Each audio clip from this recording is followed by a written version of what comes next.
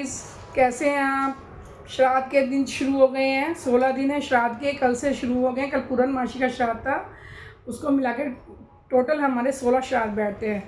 कल 17 तारीख से शुरू हो गए, 2 अक्टूबर तक श्राद्ध है। तो आजकल सबके मुंह से आप सुनते होंगे कि हमारे घर में पितृदोष है, कुछ ना कुछ हमारे साथ परेशानियां लगी रहती हैं। तो वो पितृदोष क्यों होता है और क्या चीज़ करके हम उस पितृदोष को शांत कर सकते हैं। पितृ कभी किसी को दुखी नहीं करते, लेकिन जो हमसे जाने अनजाने गलतियां हो जाती हैं उसकी वजह से पितृ थोड़े कष्ट पाते हैं, तो वो हमारे जीवन में उसका प्रभाव आता है।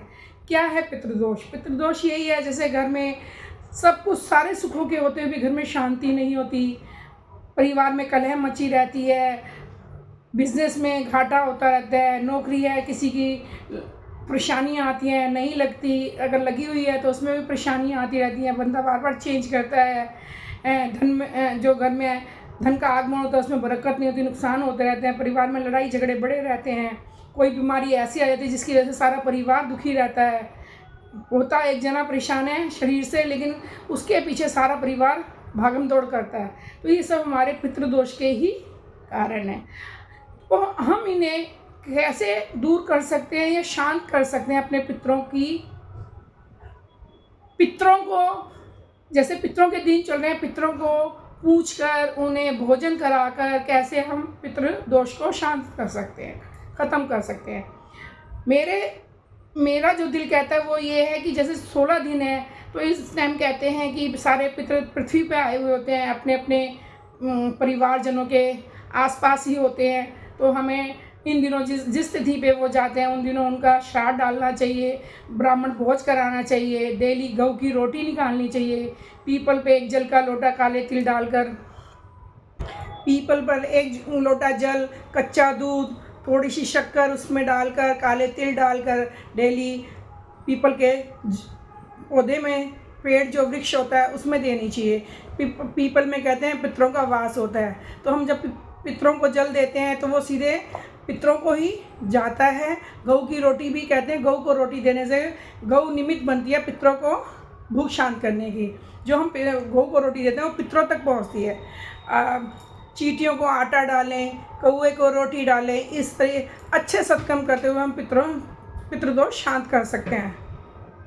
1 hour later. छोटे से लड्डू गोपाल नहा रहे हैं, देखिए स्नान हो रही, स्नान छोटे में ठंडी ठंडी में, इसलिए देर से नहलाती हूँ। तो ठंड हो गई है ना, ठंडा ठंडा मौसम हो गया, इसलिए अब मैं थोड़ा देर से नहलाती हूँ। अभी इनका पाठ करके हटी हूँ, गीता के 2 पाठ करे, बस इन्हीं कामों में लगी रहती हूँ। दुर्गा चालीसा करी, हनुमान चालीसा करें, शनि चालीसा करा, गणेश चालीसा, सारे पाठ करके 2 गणेश जी के श्राद्ध चल रहे हैं। श्राद्धों में मैं डेली 1 पाठ गीता जी का जरूर करती हूँ, वो हमारे पितरों के निमित्त जाता है। अब वो करके मैं कान्हा जी का स्नान करवा रही हूँ, जो डेली स्नान करते हैं। नाश्ता ये कर चुके हैं। नाश्ते में इन्होंने खाया बैंगन का भरता और घिया चने की दाल से परांठा। ये भी हमारे इतना ही स्वाद लेके खाते हैं, ऐसे ही नहीं खा लेते कि तुम खाली दूध का भोग लगा दो, माखन मिश्री का भोग लगा दो। इन्हें सारी चीज़ें प्रिय हैं, जो तुम खाओ। वो कहते हैं पहले मुझे याद करो, ये नहीं है तुम तो खाओ 56 भोग और मुझे दूध पे लगा दो भोग। कई घरों में दूध का भोग खाली लगा दिया जाता है।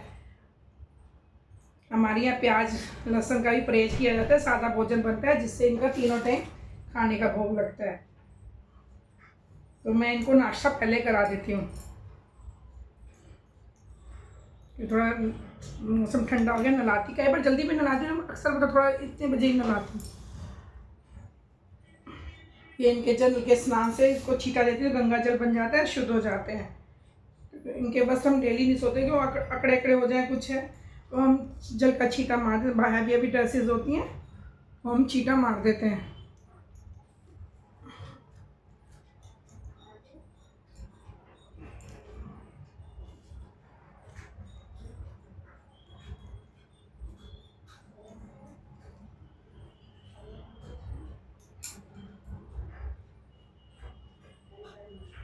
इनकी अंडरवियर लाने वाली होनी है, इनकी पैंटीज ढीली हो गई है इलास्टिकें, पैंटी तो ठीक है ढीली हो गई हैं। अब वृंदावन जाना नहीं हो रहा, मैं वहीं से लाती हूँ उनका अक्सर सारा सामान। काफ़ी दिन हो गए जाना नहीं हुआ है। आज है हमारा बुधवार, बुध को बनाएंगे हम इनको ग्रीन कलर की सुंदर सी ड्रेस। एक प्यारी सी ड्रेस निकाली है हमने, सुंदर सी ड्रेस ग्रीन कलर की। ये हमारे आज कान्हा जी पहनेंगे।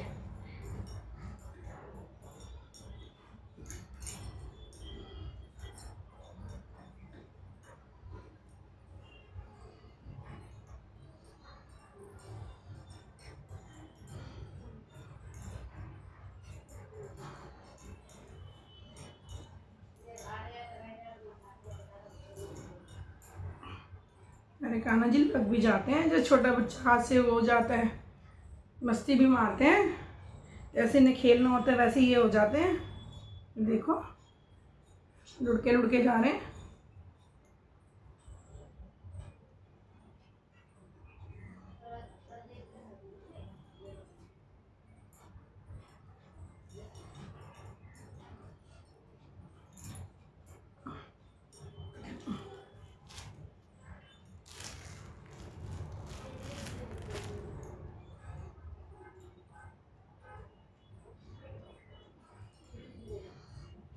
ये इन्होंने पहन लिया, इनका श्रृंगार है,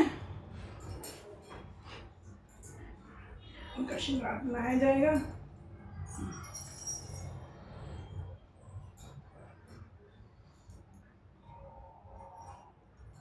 इनका श्रृंगार हो रहा है।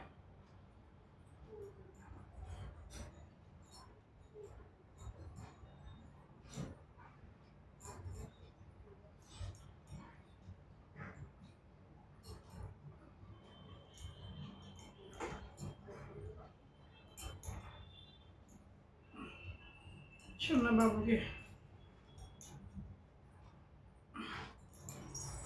बांसी दे दी उनके हाथ में। मैं सिंहासन पे विराजमान होंगे। कितने सुंदर लग रहे हैं, देखो क्या मनमोहक रूप आता है तैयार होने के बाद इनके ऊपर। ये हमारे छोटे से कान्हा जी हैं, इनको भी हम पहनाएंगे जल का अच्छी कर देके। ये हो गई, ये भी रेडी हो गए फटाफट से। ये इनका झुनझुना है।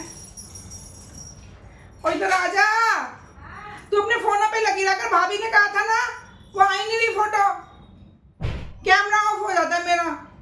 कैमरा हाँ ऑफ हो जाता है, टाइम हो जाता है। हाँ तो थोड़ा खड़ी हो जाएगी, कुछ हो जाएगा 5-10 मिनट की। डस्टिंग करने जा रही थी। 5-10 मिनट। ये हो गए हमारे कान्हा जी, दिखा तू कैमरा ही निकाल ले। हो रही है। ये हो गए हमारे कान्हा जी तैयार। आज के सुंदर से बाबू बन गए हैं। देखो आप सब दर्शन करो कान्हा जी के, कितने प्यारे लग रहे, मनमोहक। सेठ जी बन के बैठ गए हैं, द्वारकाधीश। माँ ने इनको तैयार कर दिया। हाय गाइस, मैं आपके साथ एक पार्ट की चर्चा करूंगी जो बहुत ही इम्पॉर्टेंट है। मैंने भी प्रेमानंद जी के मुंह से सुना है, और उनके सुनने के बाद से जब से मैं हित 84 जी का पाठ करती हूँ, उसे डेली करने से ये कहते हैं कि कभी ना कभी हमें कृष्ण ज़रूर दर्शन देंगे, हमें ज़रूर मिलेंगे। उस पाठ का इतना प्रभाव है। तो उस पाठ को करने में 1 घंटा तो ज़रूर लगता है, लेकिन वो बहुत प्रभावशाली है। तो मैं आपसे यही विनती करूँगी कि आप भी टाइम निकाल के हित 84 का जो पाठ है वो ज़रूर करें। वो आपको फ़ोन में आसानी से आप डाउनलोड करोगे हित 84 का, तो आपको आसानी से मिल जाएगा। 1 घंटा ज़रूर लगता है स्पीड से पढ़ने में, और धीमे धीमे पढ़ोगे तो 2 घंटे लग जाते हैं। तो जब हम भगवान को जो समय देते हैं ना, वो हमें ब्याज सहित मिलता है ज़रूर वापस। तो कन्हैया को अगर पाना है, कन्हैया की चाह सब रखते हैं, सेवा भी करेंगे, खिलाएंगे पिलाएंगे, घुमाने, आजकल जो फैशन चला है, लेकिन उसको पाने की इच्छा अगर रखते हो तो थोड़ा टाइम तो उनको देना पड़ेगा। तो मैं आपसे यही हाथ जोड़ के विनती करूंगी कि आप हित 84 का पाठ अपने जीवन में करें, और उसकी महिमा को आप खुद फील करेंगे कि वो कितना प्रभावशाली पाठ है। जय जय श्री राधे, जय जय श्री राधे। आई होप आपको आज का ब्लॉग पसंद आया हो। Please like share subscribe.